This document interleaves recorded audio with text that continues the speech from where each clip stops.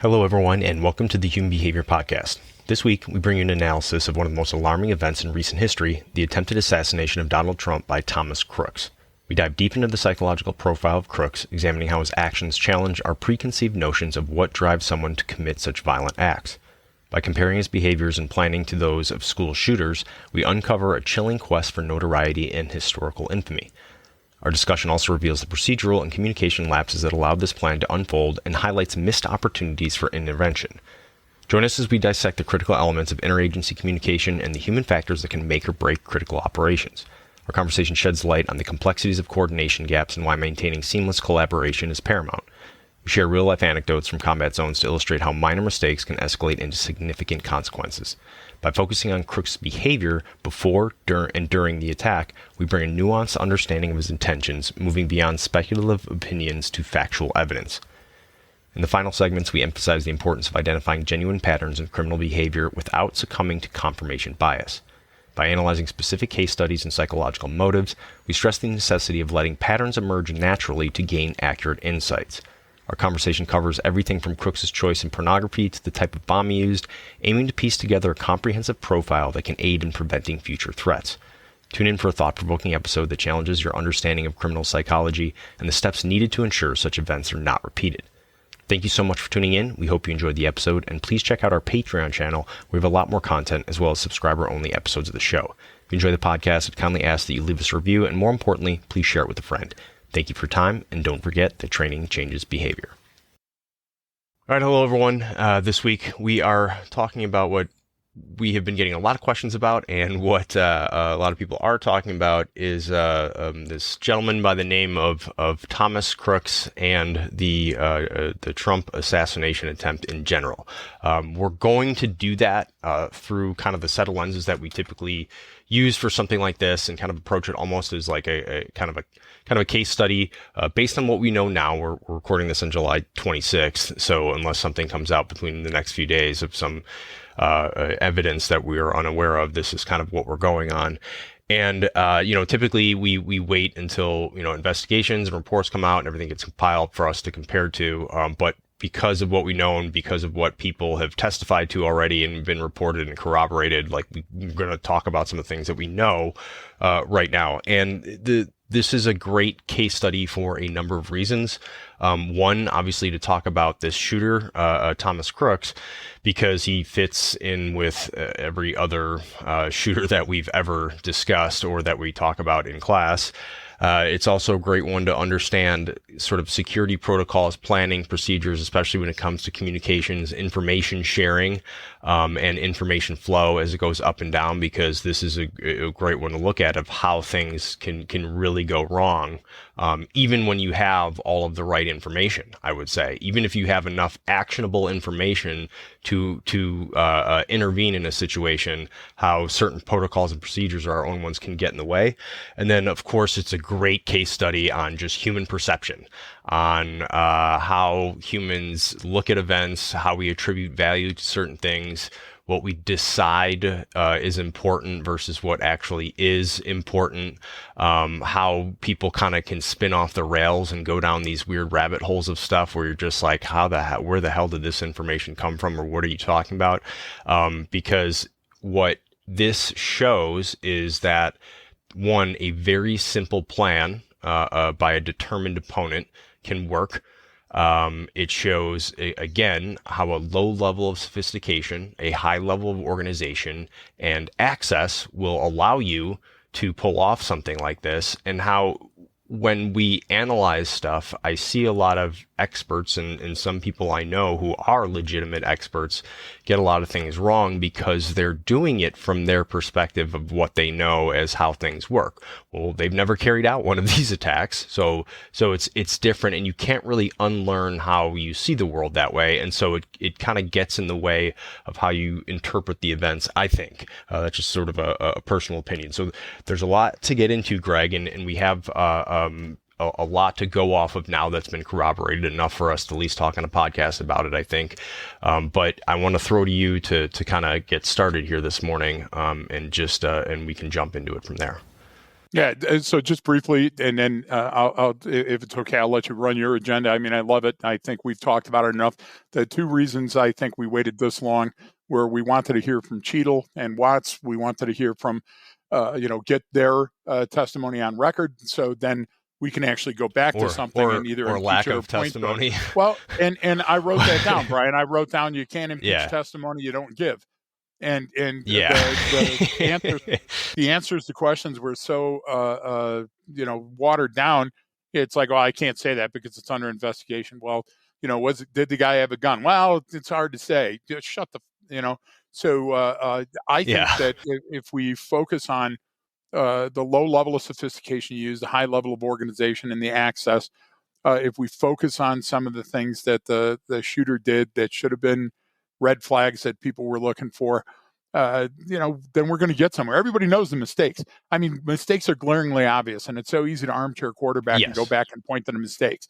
What we should be doing is using this as a proper after-action review to say, okay, how can we move forward from this and see those stress fractures that are likely going to stack up and help me stop an event like this before it occurs. Yeah, and that's exactly it. Is that we can take what happened here and go, all right, how do we not let this happen at the next event that we have, or how do we take this and learn, like you said, learn from it, but in the sense that, all right, I go into this assuming this could happen to me, so I want to learn about it so that it doesn't happen to me. I could fall victim to all of these different things that occurred because it was a number of things had to happen before, he could take any shots or before he could carry out his attack, right? So it's like, what are all these steps that were in there? And so, there's getting all these reports in and looking at it, it was from what we're seeing so far and what people have corroborated is that there is, this guy was spotted. So Thomas Crooks, let's kind of start here by talking about him because, I think this is one of the first ones where actually, because people are so confused by it, or they're like shaking their head, because he fits the profile of like a school shooter or something. They're like, well, wait, why would he do this? What's going on? This is the first one where everyone isn't saying, jumping to the sort of the motive behind it because because he just looking at what he searched on his computer and where he looked, it was like, it's seemingly all over the place, just like all of these people are, right? Anyone who goes out and carries out one of these attacks. And so there's like no manifesto blaming something yet that they've released. I mean, maybe there is, so we can't now attribute it to something, well, no one's going to say, well, Joe Biden said, put a bullseye on Trump.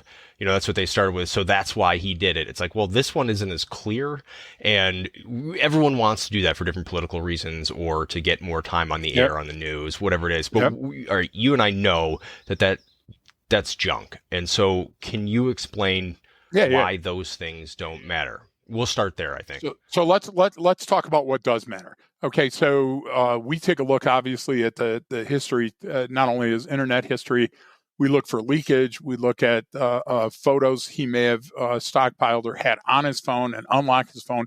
Those are really good ways of working the caper backwards. For example, if we were looking for a target, we'd do the same thing to forecast where they would be and what they might be doing if we stopped it at a different point. But now what we're doing is we're conducting an autopsy protocol of the information. Does that make sense? We're going back and taking a look at it. So in this instance, I think it's obvious from the information that we have at this point on this day, at this time while we're recording, that Thomas Crooks was target agnostic until a target shows up less than an hour from his house. So what does that mean? That means that he registered to attend a rally. That's important to me. He searched both conventions and where they were and when they were going to occur, both Republican and Democratic. He didn't have an allegiance to either party. And he had a number of photos of a number of high valence, high value targets that happen to be politicians. Okay. Now, those start coalescing together and become interesting to me. And then we have a kid that obviously wants to go down in history, but he doesn't want to be every other kid that goes down in history. So what's he choose, Brian? He chooses a really, really short list. The presidential assassins, the presidential assassin attempts. Yeah. Okay. in case he lives. And so if we put now those together, and I'll add just one more, and then I'll stop for a minute. If we take a look at the fact that he goes to his bosses and says, July 13th is going to be a very important date in my life. I need to take time off from the nursing home. Okay, look, to an average person that's untrained, that doesn't look for patterns, that's seemingly just another drop in the ocean. But to what we do, if somebody would, even in passing or at the coffee shop, we'd hear him discussing this, we'd say, okay, where's your laser pointer? We need to start taking a look at some other things and doing trash balls. Because what it tends to show is here, a kid that wants to make a name for himself somehow. And Brian, I hate to say I was going to end and then add this, but there was studies to see if this kid was bullied. He wasn't bullied. There was studies to see if he was an incel. He had a girlfriend.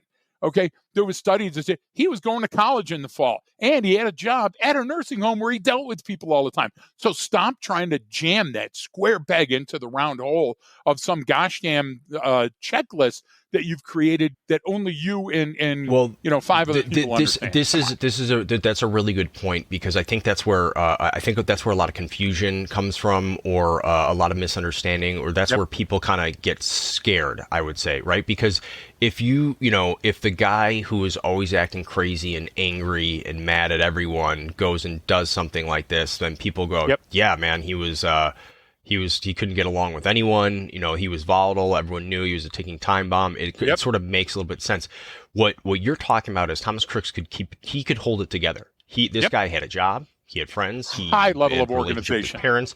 And that's, I think, where people get a little confused or basically scared, because then it's like, so you're saying anyone that I run into or that I work with or that I've met and I've seen in the shopping, at the grocery store that checks me out, then the nice bagger kid could be one of these people. And it's like, well, technically, yes, it's just statistically, it's almost very never small. Gonna meet that person. So, ever, but you get what I'm saying. So I want to start right there, because you said Crooks had a higher level organization, and that's why he could do it. And that's why we look at it that way. So explain that, because I think that's where some of that really just the fear and the misunderstanding comes from. It's like, well, wait a minute, this is like the neighborhood kid down the street. And that's where everyone goes, so there has to be something else. There has to be something else behind it. There's no evil, you're right. So can we jump into that just for another minute and go a little bit deeper on that? Of course. So one of the searches he did is for the Oxford shooters, and specifically what happened to the parents. Okay, that speaks volumes to me. He has a sister that he loves. He has parents that he doesn't want to insult or embarrass. So what he's trying to do, he's trying to look for a plausible way out. What are the legal ramifications? What did they know? What can I do ex parte or outside the venue? So it's not obvious that they had anything to do. I know they're going to get searched. I'm speaking as this dead kid. I know the house is going to get searched. I'm not stupid. I can read that. But I'm going to leave everything in my van or my vehicle, and the same thing with the bomb things. So I don't link anything to my parents. Okay, that to me is hugely important. One of the other things is he spent about as much time looking up major depression disorder as most of us would. I mean, I have a brain cloud, I know, because I look up everything on WebMD, and so you're thinking, okay, well, it's not funny if he had major depression disorder. First of all, he was undiagnosed. Second of all, nobody came and said he was a depressed kid. Not one person came and said this was a deeply depressed kid. So why would you look that up? Look, when we were in St. Louis, I had a UTI that was so bad that every time I pissed, it looked like Diwali celebration, So the idea is that I had to look that up. So if somebody looks back at my search history, what are they going to say, Brian? They're going to say, at that time, at that place, what if he was looking for an out? What if he wanted to give an excuse that his parents could easily go to? Hey, he was depressed and that's why he did it. Look, I want all of the good things that come from this. I want to go down in history. I want people to understand he could have gone home. Brian, people took his photo. They followed him around. They knew that he was there. And even though that line of communication turned into a shit sandwich, the person that did know that they were onto him was Thomas Crooks. They now have my photograph. Yeah. They know that there's a ladder up. They've seen me moving around and have chased me at least twice that we know about it. But what did he do? He continued to come back because he knew in his mind that this was his best chance to go down in history. The target's right in front of me. He's going on stage. Nobody's stopping me, so I'm going to carry it out. I guarantee a kid this organized had a threshold. And if he met this threshold for pulling the pin and going home, okay, he would have gone home. And Brian, they never got close to that threshold. So he was like, look, he's on a roof doing the inch for him with people filming him and saying, there he is, and he has a gun. He fully knew at that time. Do you know how much guts that took? And people are going, hey, he's a criminal. Yeah, you get it. But do you know that at that point, Brian, he said, okay, I've crossed this point of no return. And now I'm here, and I'm going to continue this. And he even took the shots. That shows a very low level of sophistication, very high level of organization. And that's what we see in these kids over and over. A sloppy shooter is very different, and they get wrapped up very quickly, and they only have a couple of targets, right? And why? Because they've got a higher level of sophistication. They're relying more on weapons or technology, and maybe their organization level isn't that low. Look at the Robb Elementary shooter. Okay, gets into a crash on the way because he's got the happy head, and at the accident scene is shooting at people. Do you see the difference there? So stop trying to force. Take a look at what you have and like Plinko, let it fall where it may. And as they start stacking up, what do? You're getting a more clear picture each piece of evidence that falls in.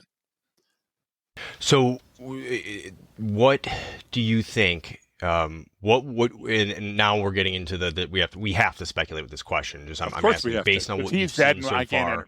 Yeah, right. We can't ask him. Well, I just want to kind of caveat that because no one does, and everyone just starts saying, spouting off opinions, and people take that as what could have happened. But let's say he was confronted, by police, before he got on that roof. What do you think he likely would have done? He's smart enough that he would have talked himself out of it, and he would have gone home. He'd have left his vehicle with all the evidence, and he would have picked a future target. But too many of the things were in the plus column for him to do that. Right. So he may have also been smart enough to say, hey, I'm just a kid, then gone back to his backpack and started the process over. But the contact is the important part. Look, kill, contact, capture, right? That's the stuff that we did when we built all our combat intervention programs so long ago. Why is contact so important? Because just by going up and deleting this person as a potential suspect, how long does that take? A minute? 2 minutes? Walking across the street? If he runs, that's telling? Come on.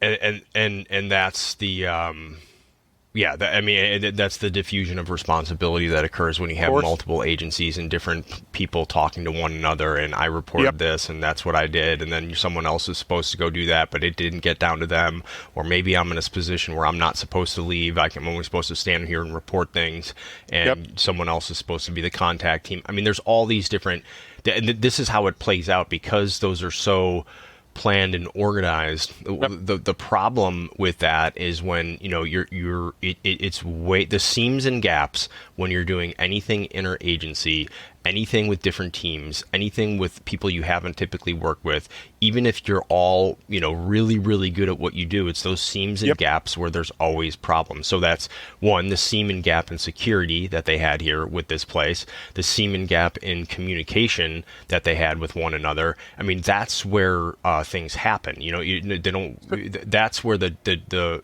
ones that aren't obvious, I should say, happen. It's so let's go right there. Let's go before we go too much further. So one of the things that we can look, I get paid for my opinion, so that means that I give you my professional opinion. When I'm just giving opinion-based testimony where it's not my professional opinion, where I go, well, what I'm thinking, okay, that's different. That's completely different standard. So what I'm telling you right now is stuff that I've researched and stuff that I'm willing to go to bat and testify to. It's a very big difference standard. Well, and right now, unless some new thing comes out that we don't know, and when that changes, then we change. We're scientists. We change our opinion. Okay, that's the way things go. So I will tell you to take a look at the evidence that we've got on the ground and what it tends to show. So we both know that Director Cheadle went in and were very evasive on their questioning. And it's going to bug you, but let's go to the ladder. There's no question that our boy not only bought a ladder, Thomas Crooks brought it to the scene. You and I, whether it was the ladder that he used to get up or the air conditioner, and whether the ladder that was in all the videos was his or not, does not matter. But you know who it matters to? Ray and Cheadle. You know why? Because, Brian, You get caught with your hand in a cookie jar. You get caught with your pants down. Here is a black eye waiting to happen. And somebody goes up and goes, hey, dude, the ladder was right there. It wasn't his ladder. I pick things that I can fight that nobody can prove or disprove because I'm embarrassed. Brian, I'm embarrassed. What? Well, of all the things that, go ahead. It's important to know for the purposes of the investigation, know the specific details. Like, you have to know that. But what we're saying is that it doesn't matter if it was his or it was there or whatever. A ladder was used, and he had intent by buying one, so he intended to use that to get up on something. So, like, we're just saying for the takeaway, for the lesson, for the story, right? It's important, and it doesn't matter that it was already there. But meaning he took steps, he knew it was there, he had access, he demonstrated his intent by doing that, and then now, with the whatever it plays out, we know one was there. It was used by the teams that went up onto the roof. It was used in some manner by him. So it's they're doing it for the purposes of, like you said, one, you have to have the detailed investigation, know exactly what happened, and also to say, well, yeah, they didn't use ours, as if like, oh, okay, like good job. I mean, it's like, wait, what the fuck does it matter? Right, but in thousands of investigations, the person will go, yes, I killed her with the barbell. Then I sawed off her head and I put the head in my gosh damn bowling bag and I took it out to my car. But I was not speeding when that cop stopped me. So do you understand what I'm trying to say? So that's what that ladder has become. The ladder has become an albatross where people can argue over it rather than arguing over your chain of responsibilities. Now, let's add a little bit to that, right? When somebody says, hey, I contacted this, I did that. Okay, the idea is that you're trying to diffuse the blame. You're trying to push that blame on other people. And you've gone with me to many locations and you've done investigations on your own. Have you ever seen an event where it was a carnival or a fair or whatever else where there was agencies supporting others, county sheriff, local police and everything else? Do they, after the first hour of vigilance, start forming school circles and potting up and having little conversations on their own? Absolutely. Right? Okay. It's natural. That happens with everyone. Yeah. So now you're in the middle of nowhere, Pennsylvania, and you've got a couple of Secret Service agents and you got some ATF and you got some snipers. You don't think you're going to want to wander over and talk to those folks?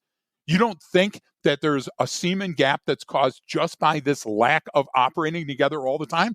So now we take a look at that side. Now let's flip the coin for a minute. So we know that our boy Thomas Crooks researched porn, and we know he was a game player and specifically liked some shoot 'em up games. So what? Well, so that tells me a lot. Just like I want to go down in history, I want to control my narrative. I don't care where you come down on the side of pornography. I've got a daughter, and I can tell you exactly where I come down on it. You get what I'm trying to say? So my idea is that's not something that we joke about or I would engage in jokes about. But why does he do it? He does it because he can control it. He can control the volume. He can control the content. He can pause and stop and change. Okay. Why does he do a shooter game? That's the same thing. I have an identity, Brian. I create a manifesto in the game. I create an autonomous region that I control. And guess what? If I get shot, I'm coming back. And I'm coming back and I'm going to change the weapons. I'm going to keep trying till I get it right. These are things that the highly organized mind seeks out. And these are things that give me a low sophistication feedback. And they give me the access. Pornography gives me the access to an ejaculation, which releases chemicals in my brain. Yeah. That's the same thing that shooter game gives. And planning for this shooting of the president, the former president, gave him that same high. It gave him that same high for months, if not a year, before this event occurred. Yeah, and video games are a great one because are a great example, an analogy to use because, that's why they're so, one of the reasons why they're so popular is because they play into our psychological and sociological needs. Absolutely. So in that case, you're talking about like, I can create a new avatar of myself, something I sort of kind of maybe aspire to be. Some people create, it's like almost an exact copy of themselves where like you could go and be like, oh my God, dude, this character is you, or it's a different version of you. And it's all normal to do that. And that's why those like, alternative reality games, the role playing games, all that stuff are like so popular because it just plays into our psychology. It's like a natural extension of humans, of how we think, and it allows us sort of this outside perspective, and we can play. It's almost like you are experiencing the world from an outer self, you know what I mean, like outside of yourself, and so it's like it's very engaging that way. But it's a great reason. It's another example of how it just and the same thing with pornography, meeting psychological and sociological needs and biological and again, needs that's at that not point. endorsing it. We're not endorsing that, Brian. But what we're saying is it occurs, and when we see it occur, let me give you a couple of more points to touch on. He didn't steal the gun. He didn't buy the gun. He went in and borrowed his dad's gun and told his dad, I'm taking the gun and going to the shooting range. He did go to the shooting range. He did go and buy ammo. None of those people, this is not like Cho at Virginia Tech. None of those people said, hey, I had a stone cold killer standing in front of me. Why? Because they had a kid. They had a kid that was a normal kid and that didn't stand out in any manner, but he wanted to. This is not your average ne'er-do-well. I'm going to get back in society. I was shit on my entire life. One of the kids they interviewed, he never tried to make conversation. He was an odd kid. He was bullied. And you know what? They're not true. There was an here's one thing, because there was a kid, that they interviewed, and I mean, not kid. He was he's 20, whatever, same age as Crooks or older, or whatever, but young adult. And he was doing because I kind of want to get your take on this, because they were interviewing. He was like, he got bullied a lot at school. And, people kind of picked on him when he was by himself, and, and they were asking him, like, well, what kind of things did they say to him, or did they call him, or what names did they use? And he could provide zero details. Like, he was like, well, I don't really remember, but, like, I know they were mean to him, and I know, and I don't really remember what they called him or what they said. So either I was getting the feeling like he was just talking, or he was one of the people that did talk shit to this kid, growing up, and didn't want to admit to it. You know what I'm saying? Like, there was when you can't provide details, it's not like, oh, everyone called him school shooter. Yeah. You know what I mean? Like that stuff comes out with some people. Yeah, that's what's happening now. Every time there's a shooting, we go, what went wrong? What injustice did this person fall into? But I will tell you that we have to take a look at some simple things. Like, do you know that he used a rifle and that he was on a roof and he portrayed a sniper? Actually, he looked up distance and other snipers. Why? Because psychologically he felt a need to remove himself. He's a lot like the guy that shot McKinley back in 1901. When you take a look at the background on him, but the McKinley shooter had recently lost a job, and so he goes to the dark side and he comes out. It starts spreading out. But the idea is he wanted to do it in a public venue with a person that couldn't refuse going out and shaking hands and talking in public. So that's why he was researching this stuff. So why is it important that he had a drone, remote, ISR? Why is it important that he had a bomb? Because a bomb is a remote thing. It doesn't have a face. I can emplace it and use it as a distraction or a device to kill people. What is that profile starting to build? That he didn't want to go like the McKinley shooter and walk right up to the president and shoot him twice. He wanted to maintain the distance. He didn't worry about getting caught. He didn't have an escape plan because he fully knew that he knew this was going to be the time that he was going to do it. He was not walking out, alive. Yep. He knew he was going to get killed. Like that was it. Likelihood was so high, and that's part of his organization.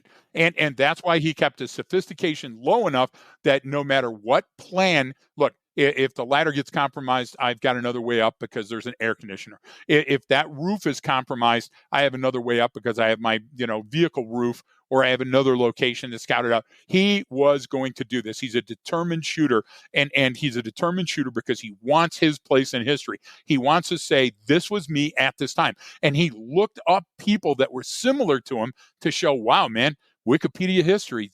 Look at this hero that I'm looking at that's there. And that fed part of his ego. He's got a fragile break in his ego somewhere, whatever it was. It wasn't so psychological that he couldn't hold together a job, that he couldn't buy a box of ammo, that he couldn't drive. Nobody said, wow, he was driving erratically and he parked in an odd location. None of that was part of it. So throw that shit out and stop trying to force it to fit.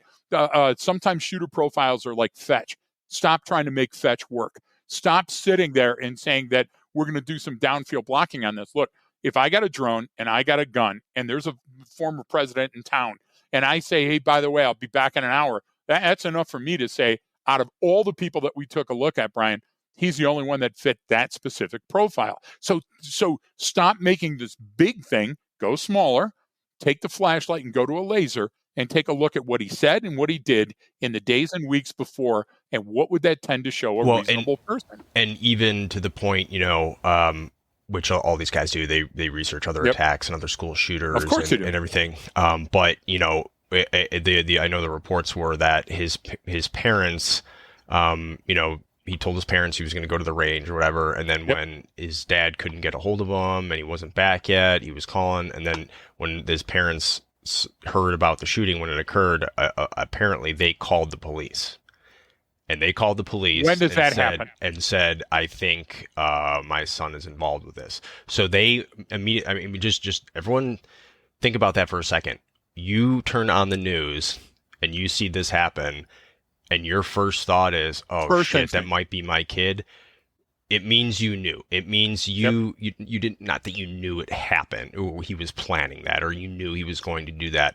You knew that it was a possibility. You knew that you had someone who did not go along with normal, ways of doing things, that had whatever issues he had, because we don't know. Maybe he had some chemical imbalance his entire life and whatever. I mean, that doesn't matter in a sense, but it's like his parents knew that my son could be one of these people. And so how many parents called that day, Brian? You're onto something right there, because do you think there was 9 other parents that called and said, hey, maybe that's my kid? 1. And where has that happened before? Where have we seen that? Yeah, exactly. That was Ethan. That was Ethan Crumbly at Oxford. Ethan Crumbly. Come on. And so, but hold on, because I think that's a very important point, folks. Write this down if you're listening to what we're saying. We're not anti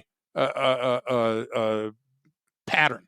We're saying that patterns emerge, but we're saying read the pattern that emerges. Don't force something to fit your pattern. And that's the problem when we have a very rigid thing. Has to be this, has to be this, has to be this. Yeah, can you okay. Then let's explain that, because that's exactly what I've seen people I even know do, where it's like you're going, this is what I think happened, then you're collecting evidence to support your claim.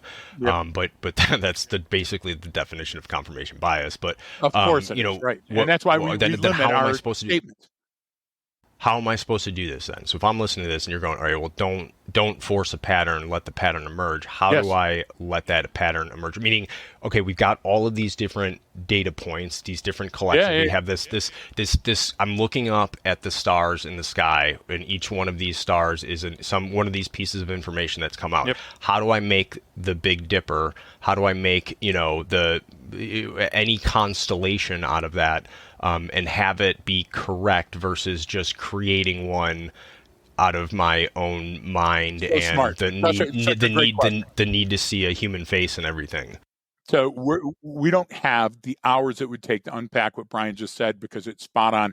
And he's talking about a galaxy and a universe. I would say let's just talk about our solar system. Okay, so we call Mars the red planet, and we call Jupiter, the ring planet. And Jupiter is also a giant. Okay, so when we start coming up with those terms for it, it's because something that we've seen all along, and those are very descriptive terms, okay? The Earth is the big blue marble. Okay, so I would say, instead of looking at all of it, because our ancient ancestors looked at that same galaxy that Brian was talking about, laying on the lawn at night and looking up, and they said, hey, that's Sagittarius, or that looks like a crab, or this looks like whatever. And depending on where you were on the face of the planet, you came up with those descriptors. I'm saying make it even smaller. Make it just a 9, 8 now, because Pluto got the shaft. But if we take a look at those things that mattered to Thomas Crooks, Brian, if I come up to you and say, hey, let me borrow any gun.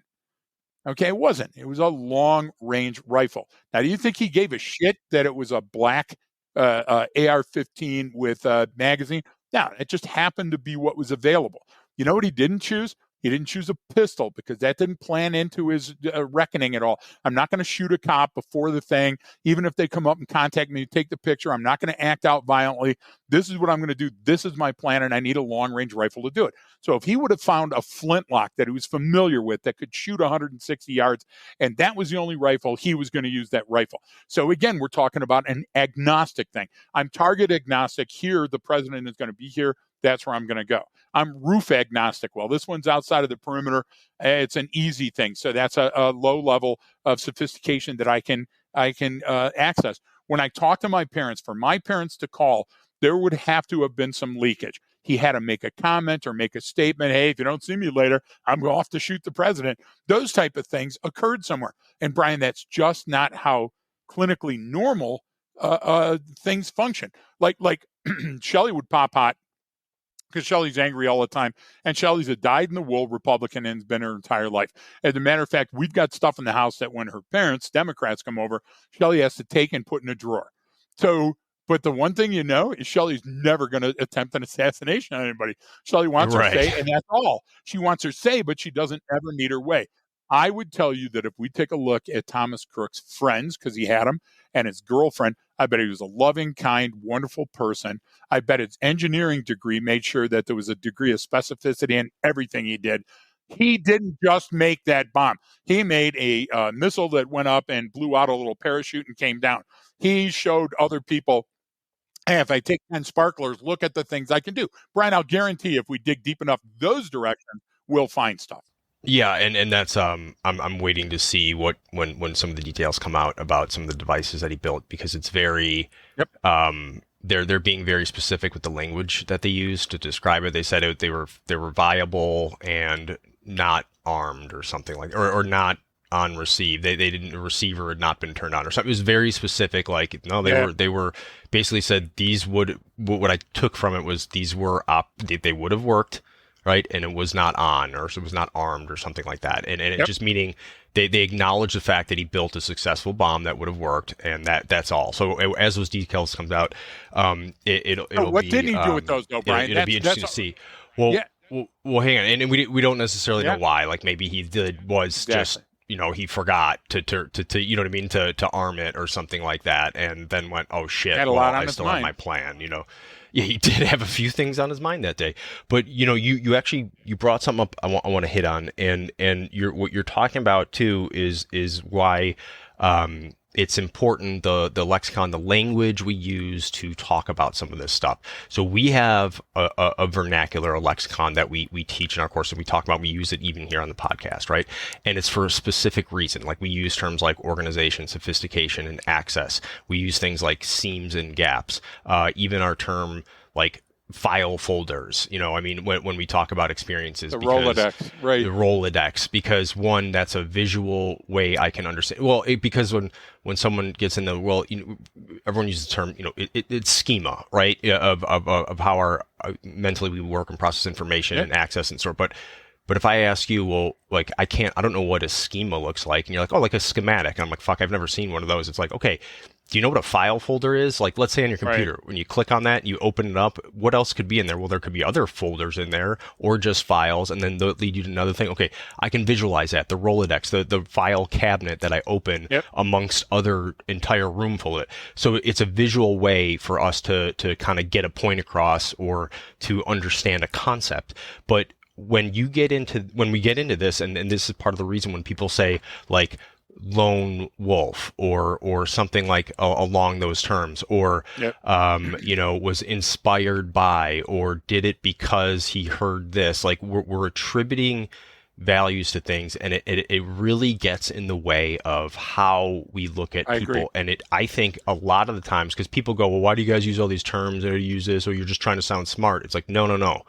I'm trying to not get you to misattribute some information to something where it shouldn't. I mean, you even brought it up too now with the online diagnosis. Like we're so far past the WebMD, Greg. Like everyone on social media, like everyone says that they have like ADD or ADHD, or now autism's a big one. Everyone's calling themselves slightly autistic.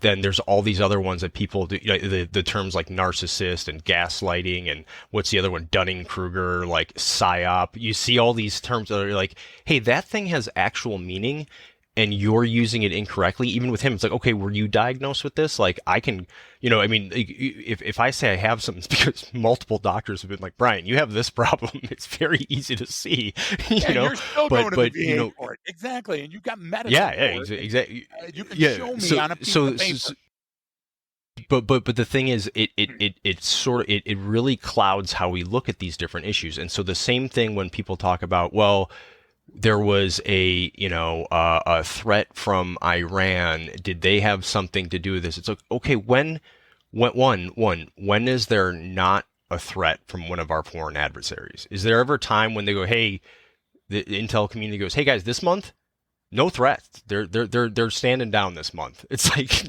no, there's things that are always present, that are always there. But what I was bringing up, the language and the lexicon, was how you're talking about Crooks and some of the things that he did and said.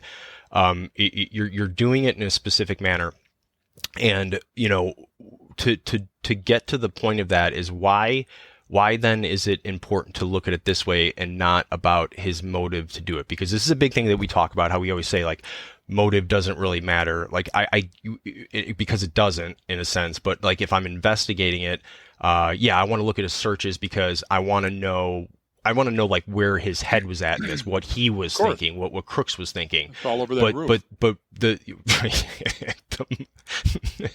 oh, sorry, literally, that came right out. That came out really fast too. Sorry about that. No, it's still fascinating to me that we want to create. We have to create a story, and we have to create a story to justify it in our heads, and we have to have one that makes sense. But we're so all over the place because, right. And I think that this is also what it makes more complicated, because then someone's going to push back and say, well, no, he had these bombs built, which meant he maybe wanted to do this, or he had this built, or he said this, or he searched this specific term. That means that means that he wanted to do this for a political reason. And it's like, no, you're saying that. That's not what Crooks was saying. So how do I get better? Like your narrative. Yeah, exactly. You're right. But then, because everyone says you gotta take someone else's perspective and you gotta look at it through their eyes. So it's like, well, how am I supposed to do that? Like, how did you just say this? Yeah, this what I'm saying is like, how do I get into Crooks' head to know what he was thinking? Because it's likely very different than the way I think in a lot of ways. But in terms of the decisions he's going to make, but there's a lot of overlap between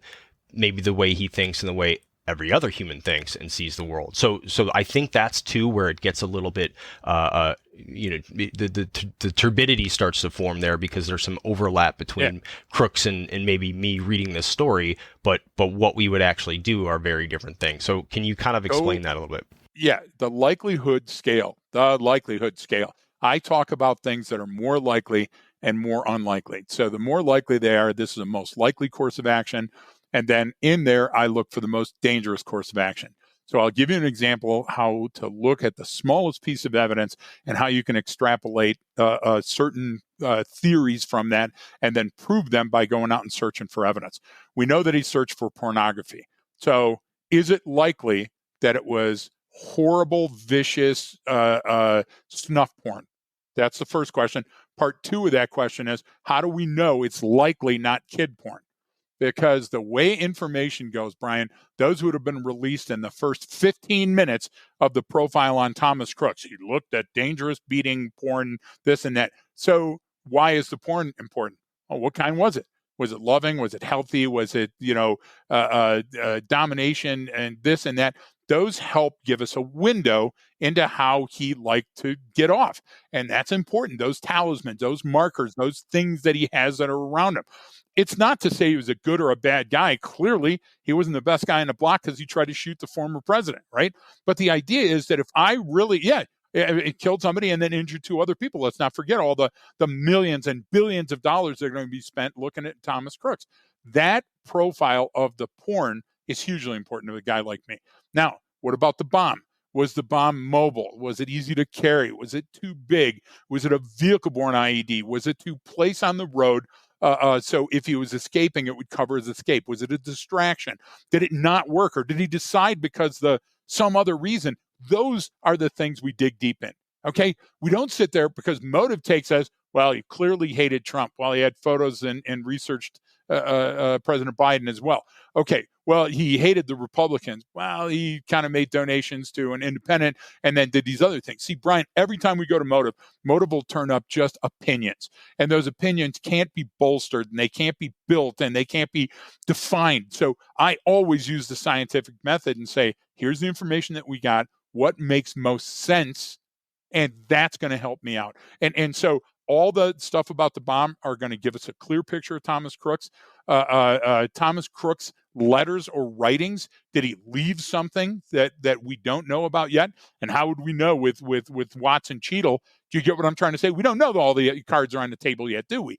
And most of the people that knew, holy shit, it happened. This is the worst thing that could have happened on my watch. Most of those people are now fired or searching for a hole or trying to build up an excuse around them rather than trying to say, how do we prevent this from occurring again? And I think part of what gets in that way is because there's a lot of study of sort of like victimology, is that sort of, it can, I look back at, people can say, remember Bianchi and Bono, right? They killed a lot of prostitutes. Yep. And people are like, okay, well, was it, because their mother was a prostitute and they have this psychological, it's like, no, they had access. It was really easy to get victims. Very, very easy to get the victim. And then once they learned it, oh, hey, shit, this works. Let's keep doing it and we'll get better at it. And if you think about that very, very simply, that's how these things occur. That's how criminals operate, because that's how humans operate. Exactly. If I find a way to it's very easy for me to get a customer for us, Greg, and I went, wow, I only took these few steps and they immediately hired us. What do you think I'm going to do on everyone after that? I'm going to go, wait, I just want to do that. Exactly. I want to do that all the time. And so that we get wrapped around like who the target was, when it often matters less than what people think. And we go, yeah, but it's got to be because it's a polarizing figure, or if it was done to Biden, they would have said, oh, it's because he was inspired by something Trump said. And then people were trying to do that at the beginning of this one too. It's like, well, he was inspired by something Biden said. It's like, no, that does not cause you to carry out this attack. It's just a number of other issues that you have. But wait a minute, if it did, where would we see that? I would have tattoos. I would paint the inside of my room. I would be gluing up articles on the wall and stuff. This is not that kid. Now, you want to talk about Adam Lanza? Did Adam Lanza have some troubles? Did he leak in a whole bunch of different, manners? That's not this kid. So what we're trying to do is we're trying to reverse engineer this kid to meet a profile so I can say, so there. I warned you. I told you. We got to stop doing that. What we got to do is we got to play the hand that we're dealt now and take a look at these factors that are influencing a potential decision. Then we draw a reasonable conclusion that this kid is more dangerous than that kid in this environment. It's that simple. And so this is a great explanation of what you mean by the likelihood scale. So everyone wants some sort of computational analysis, some data point, some percentage saying, all right, this person is 80% likely or something to carry this out, or this is an actuarial table when it's going to happen. Ooh, it's going to exactly. We want a percentage of what's the likelihood of this occurring in this situation. And that's not how we use likelihood, because you can't in these different situations. There's no, you can't use, Bayes' theorem, statistical analysis to draw the conclusion with a number. You can do exactly what you just said right there. And this is, it's you're at the event. There's a crowd of people. Who's more likely to, does it look more likely it's who's more likely in this moment in time, so that I can make a decision about what to do.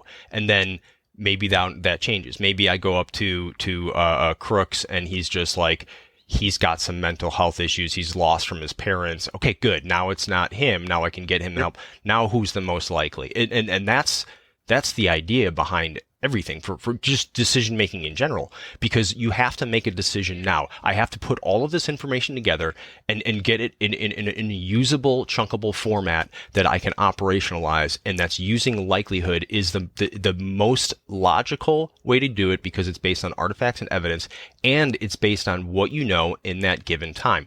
There could have been someone else in a parking lot that was giving off some cues that had nothing to do with this, where at that moment in time for that person, that area, go, okay, well, in my area that I have to cover right now, this person's the most likely. I should maybe go contact them. You get what I'm saying? And now that was just a dope deal going on, or that was a whatever. It doesn't matter what it is. No.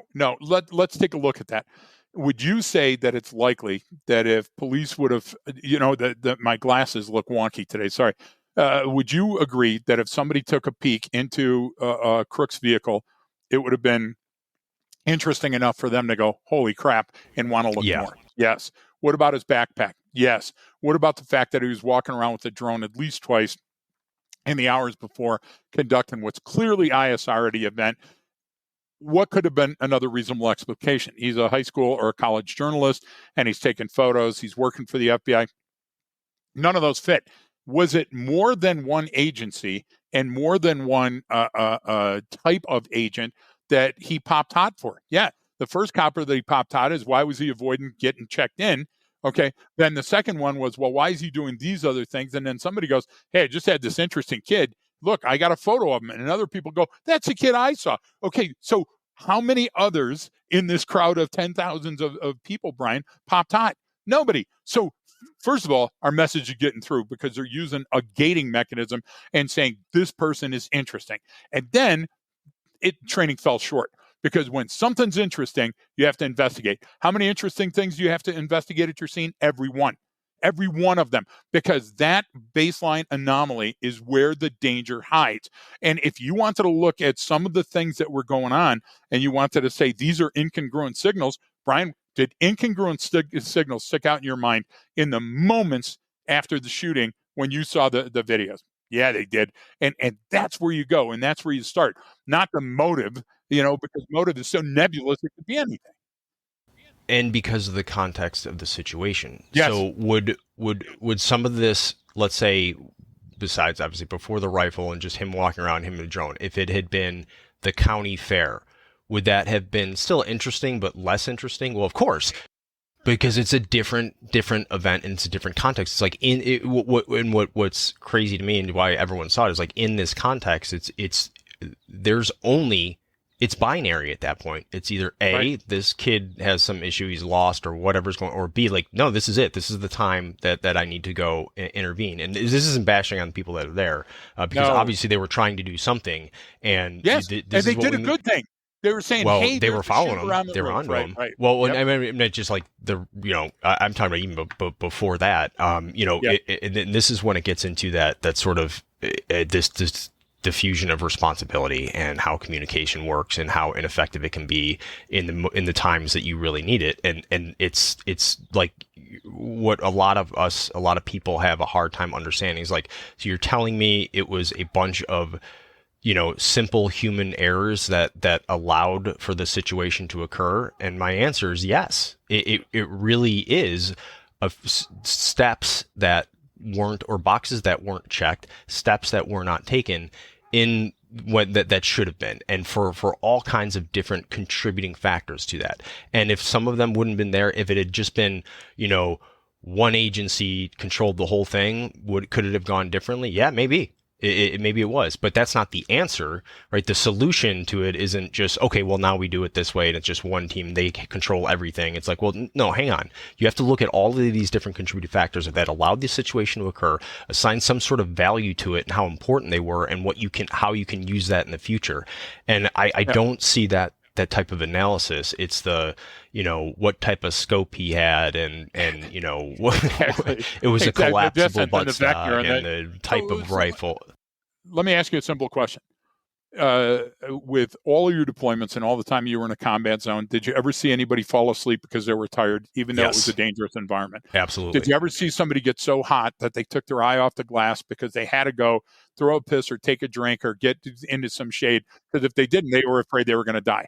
Yes. Those are human behavior factors and the limits of human performance. Those situations, thank God, in that specific instance, didn't lead to that person or somebody very close to them getting killed. But in other instances, 50 feet away or 50 miles away or 5,000 miles away, it did cause that. Now, here you add a number of things, the perfect storm of little things that come together that make a situation more dangerous. And when we go to these meetings, this is what I'm trying to say. We go to these meetings, nobody plans on that. When we were at Plius for that ultra secret thing, I don't go any attribution, and they were showing us how this thing deployed. The idea was, I raised the question, hey, what's the turning radius on that? And they go, why does that matter? And I was like, well, I've been to Iraq and Afghanistan and Yemen, and guess what? Those streets that you go down are really tight, and you can't turn this thing around. How are you going to escape? How far can it run with the oil pan shot? Do you remember the strikers? Do you remember driving around in those son of a bitches with the metal things to hold your duffel bags on the outside, right? And do you remember having to take those off because the screens and the things were utilized to stop an RPG, but you couldn't go down the streets with them. So there are things that we do, Brian. We took off our gosh damn boots and put on our running shoes, or today we didn't wear iPro, or we looked left and we didn't. Those are all things that fall on the likelihood scale and the Arcadia scale that nobody else considers. How much water did you have? Where did the guy throw a piss? Did he piss before that? Did he encounter anybody in those 10,000 people we're talking back about the shooter that he said something? Did he post something there at the last minute? Did he really intend to kill the cop? Did he fire any shots at the cop? Those things flex on the likelihood, and they paint a picture. And that's the best picture that we have to start breaking down. And I go back to for a lot of the big takeaways is what I kind of started with is the really it's those seams and gaps are the most important places that we don't think about or don't look at. And this is why we do. It goes back to our parking lot analogy. Look, the periphery, the seams and the gaps, like who hangs out there? Okay, it's not typical. It doesn't mean you're doing anything wrong or suspicious, but there's a reason you chose to do something that wasn't typical. Now, maybe you pride yourself on this is how I get my exercise, or I don't want to go and get my door dinged and my car hit and whatever, and I'm not lazy. Fine. That's intent. You have intent behind your actions outside of just going shopping here. And that's different. So he had intent that was different than everyone else at the event. Now, and whether so you want different that people commented on it. But meaning like whether you were pro or anti-Trump, you have an intent when you go there. Your intent is to see the speech and to either be a part of it or protest it or whatever. Like or you're there as part of a security element, or you're working and you're setting up the stands. Concessions. Like everyone has exactly. a freaking reason to be there, and so you have to fall into one of those things. There is no random showing up and just walk around and see what's going on. No, that's not how people behave ever. We have so much less free will than we think we do, and so I think that's the biggest reason why people don't understand some of the stuff that we talk about. It's like, well, no, I made this decision. It's like, no, you didn't. You were going along with the crowd. Exactly. and that's how humans operate. That, exactly. Look, Brian, do you remember the video of the stage right after the shooting? They're trying to hustle the former president off and get him to that vehicle, and there's a scrum that's going on, and the bearded vet with the hat, of his service, stands up with a beer in one hand and his middle finger up in the other hand, and he's screaming obscenities. Okay. Everybody else that's uninitiated, that doesn't do human behavior pattern recognition analysis, would have said, keep an eye on that guy. Was that guy any threat to anybody but himself? Nope. That's a hard nerp right there. Okay. That's the woman with the cell phone who everyone picked on. So why did she do this? Or she's like, oh my God, dude. Because every time that smile. Because every time something happens, she picks up her phone and starts recording it. So guess what she does in this event? She falls back on what she knows. Like this is where the insane shit starts to get off the rails. But we covered a lot, and hopefully we brought up some points of interest for folks. I would love for people to reach out to us, of course, for our Patreon subscribers. Patreon subscribers, you can just hit us up on there, and we can go into detail. But we're also have the Human Behavior Podcast at gmail.com if you do want to send us something. Actually, too, I keep forgetting to mention this at the beginning. Depending on what podcast player you have, it should say right on there in the description, send us a message, and you can click on it. It basically sends a one-way text to our podcast account. So I can't respond to that text, but I can bring it up and talk about it. So it's a good feedback loop. Like if you have something or a point, you can throw it in there. And Brian, I think it's important that everybody knows that everybody that reaches out to Arcadia gets a personal answer from Brian. If you're reaching out to me, you're getting that. We address everything. We're not going to address ridiculous shit, but the stuff that's realistic, heck yeah.